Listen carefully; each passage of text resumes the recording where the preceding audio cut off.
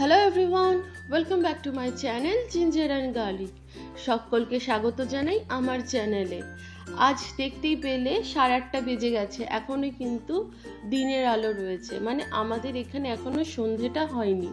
সন্ধেটা হতে এখনো বাকি আছে, প্রায় 9:10-এর দিকে সন্ধে হবে। তো আমি সন্ধেবেলা থেকে ব্লগটা স্টার্ট করলাম। চা খেয়ে বেরিয়ে পড়েছি অ্যাজডা যাব বলে।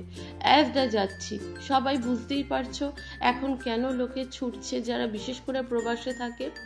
আমরা এসেছি চাল কিনতে, কারণ আমাদের চাল বাড়ন্ত, আমাদের চাল লাগবে, তো সেই জন্যই এখানে আসা। আর চতুর্দিকে যা শুনছি এতে মনের মধ্যে ভয়ই হচ্ছে যে আদৌ আমরা চাল পাবো কি পাবো না। যদিও বা সেটা ইউএসএতে ঘটেছে, কিন্তু সেই রেশ কিন্তু এই ইউকেতেও দেখা দিয়েছে। সেটা দেখো, জলজান্ত উদাহরণ হলো এখানকার চালের র্যাকগুলো। এখানকার চালের র্যাকগুলো পুরোটাই ফাঁকা, একটা দুটো করে শুধু চালের বস্তা পড়ে রয়েছে, আর কোনো কিছুই নেই। আর যেই চালটা আমরা খাই সেই চালটা তো একদমই নেই। তো দেখে যথারীতি মনটা খারাপ হলো যে ইউকেতে তো এখনো চালের সংকট সেরকম ভাবে দেখা দেয়নি, তাহলে কেন এরকম ভাবে চালের এত আকাল পড়ছে, বা লোকে এইভাবে 2 ব্যাগ 3 ব্যাগ করে চাল নিয়ে নিজেরা স্টোর করছে। এতে কি হচ্ছে, যদি সেই সাধারণভাবে সবাই সবার সুবিধা মতো বা প্রয়োজন মতো একটা ব্যাগ করে যদি চাল নেয়, তাহলে কিন্তু এই সংকটটা পড়ে না। আর এই সংকটটা পড়ার কারণেই কিন্তু আমরা এই দেখো একটা ব্যাগ আমরা চাল নিয়ে এসেছি, এটা 5 কেজি কোহিনুর বাসমতি চালটা এনেছি।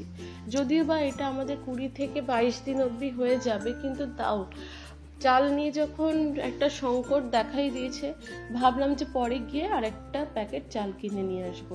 কারণ এখানে সবাই ভীত সন্ত্রস্ত, কারণ এখানে চাল ছাড়া কিছু নেই। যারা আমাদের মতো ডালে ভাতে মাছে ভাতে বাঙালি, তাদের চাল লাগবেই।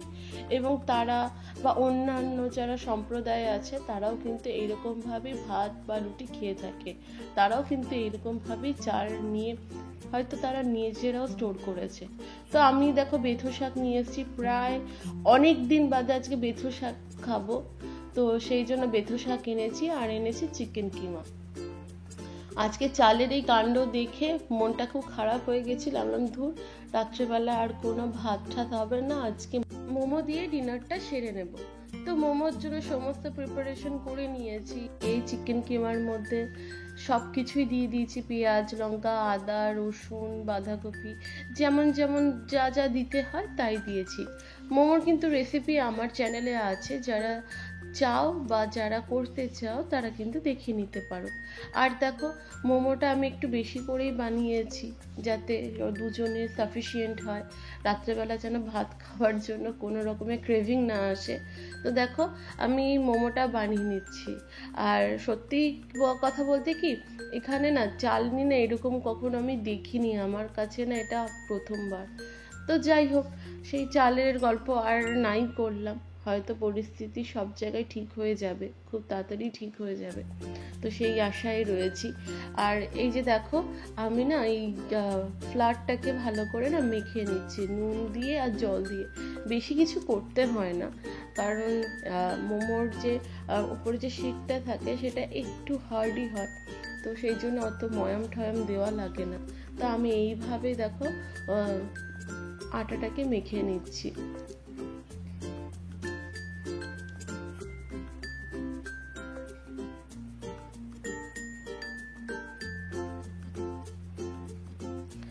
আর এরকমভাবে আটাটাকে যদি ঢেকে রাখা যায়, তাহলে কিন্তু আটার ওপরটা কিন্তু শুকিয়ে যায় না।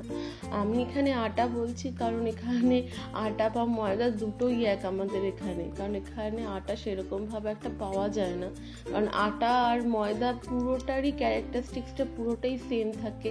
আমি আটা বলে কিনে এনেছিলাম, কিন্তু খুলে দেখি যে বা যখন রুটি বানিয়ে দেখি পুরোটাই ময়দা, সেই জন্য আমি আটা বলছি, তোমরা ময়দা দিয়েই করবে। আর আমি এরকম করে না একসাথে অনেকগুলো শিট বানিয়ে নিই। এতে কি হয়, আমার না বেশি ঝামেলা হয় না যে কোনো কিছু একটা শিট করবো একটা বানাবো, সেরকম না। যখন বন্ধু বান্ধব থাকে তখন একজন করে দেয়, একজন আমি বানাই। কিন্তু যখন আমি করি তখন কি করি, 10টা থেকে 15টার মতো শিট আগে বানিয়ে নিই, তারপর পুরটা ভরে তারপর এক সেট দিয়ে তারপর আবার আমি করি। এতে কি হয়, খেতে খেতে একটুখানি ইন্টারভেলও থাকে মাঝখানে, তো সেইভাবে আমরা করতেও পারি। তা এইভাবে আমি মোমোটা বানাই। আর সত্যি কথা কি, মোমো কিন্তু আমার হাতে খুব ভালো হয় আর দারুণ খেতে হয়। মানে এটা আমি না, এটা সবাই বলেছে। আর মোমোগুলোর এই যে ওপরের যে আবরণটা, যেটা শীটটা আছে, এটা যত পাতলা হবে এটা তত বেশি ভালো খেতে হয়।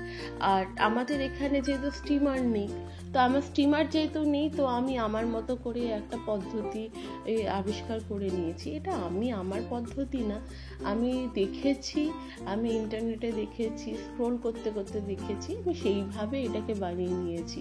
এটাতে একটা কোরিয়ান একটা ডাম্পলিং হয়, সেই ডাম্পলিংয়েও কিন্তু এইরকম পদ্ধতিতে এটাকে স্টিম করে, নিচটাকে ক্রিস্পি করে ওপরটাকে একটু সামান্য জল দিয়ে একটু ভাপিয়ে নেয়। তো আমিও সেই পদ্ধতিতেই এখন ভাপাই, আমি এখন আর স্টিম টিম করি না, কারণ স্টিম টিম করতে গেলে আবার সেই বাসনপত্র সেই, আর আমার কাছে সেই বাসনও নেই, যেটা হচ্ছে সব থেকে বড় কথা। তো এইভাবে করে খেতেও কিন্তু খুব মজা হয়, দারুণ লাগে। আর এই যে মোমোগুলো যে হয়, এই মোমোগুলো যখন এরকম ফুলে ফুলে একদম টোপলা টোপলা হয়ে যাবে, তখনই ভাবা হবে যে এটা কিন্তু হয়ে গেছে। তো যাই হোক, আমাদের এখানে কিন্তু চালের সংকট নেই, কিন্তু আবার আছেও। এখানে মানুষ বানাচ্ছে চালের সংকটটা। তো যাই হোক, এটা মানুষ যতদিন তাড়াতাড়ি বুঝে যাবে ততদিনের মধ্যে এটা হয়তো ঠিকও হয়ে যাবে। আর এই যে আমার এই মোমো যদি বানানো বা খাওয়া দেখে যদি ভালো লেগে থাকে, বা ভিডিওটাই যদি ভালো লেগে থাকে, তাহলে কিন্তু অবশ্যই আমার সাথে থেকো, পাশে থেকো। আজকে আর বেশি কিছু বললাম না। নতুন বন্ধুদের স্বাগত জানাই আমার চ্যানেলে। প্লিজ একটা সাবস্ক্রাইব করে দিও, লাইক করে দিও, কমেন্ট, শেয়ার সব কিছুই করো। Thank you.